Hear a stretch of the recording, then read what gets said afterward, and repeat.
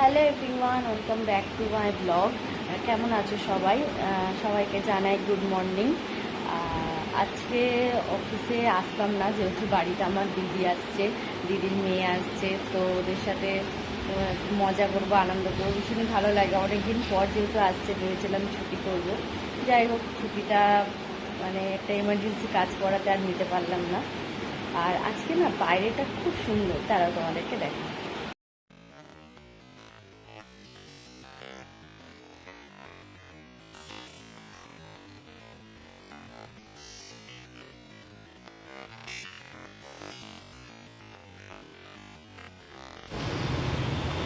কাছ থেকে এসেই ফার্স্ট চোখে পড়লো চিকেনের ঝোল অলরেডি গ্যাসের মধ্যে ফুটছে।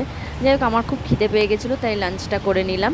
পেঁয়াজ মানে লেবু, শাক ভাজা, এটা হলো পার্শে মাছের ঝাল, আর যেটা তোমরা আগেই দেখেছো সেটা হলো চিকেনের ঝোল। তো চলো এখন লাঞ্চটা করে নিই। তারপর সন্ধ্যেবেলা একটু পাঁপড় ভাজা হয়েছে, তো সেটাই সবাই মিলে খাচ্ছিলাম। বাই দ্য ওয়ে, এই পাঁপড়টা কিন্তু আমার মা করেনি, করেছে একদম স্পেশাল গেস্ট, সেটা হলো আমার দিদির মেয়ে। ওর দাবি যে ও পাঁপড়টাই ভাজবে, ভেজে সবাইকে খাওয়াবে।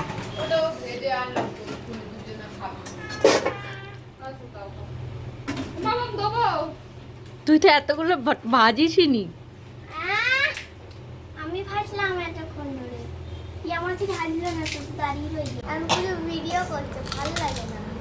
না আবার ধরো, এটাই আমার খাই হলো। এই মামা